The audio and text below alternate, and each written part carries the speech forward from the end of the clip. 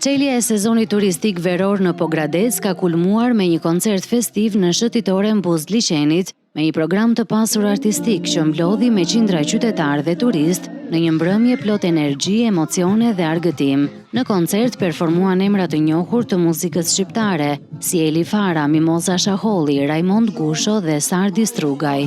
Atmosferës ju shtuan edhe parodistët e Vlorës, iluzionisti italian Luigi Fiorentino, si dhe vëllezrit Muraj me numra shpejtësie dhe ekzekutim figurash me rër, duke shndërruar këtë nisje simbolike të verës në një festë të vërtet për të gjithë të pranishmit. Edhe vjetë ishim të ardhë në qeljen e sezonit, është një publik i mrekullueshëm, i jashtëzakonshëm, po mbi të gjitha organizatorët janë të shkëlqyer. Fantastik, nuk ka qytet më të bukur. Ishte dëshirë absolute që kemi ardhur me një dëshirë absolute. As nuk pyetëm sa do t'u japin, sa do të merrni, as fare. Do më vetëm për kënaqësi. Është viti i dytë që vim rresht. Për mua qyteti Pogradecit unë dua shumë, sepse kam ardhur për fundit para 37 vitesh këtu me trupën e stratës së ushtarit.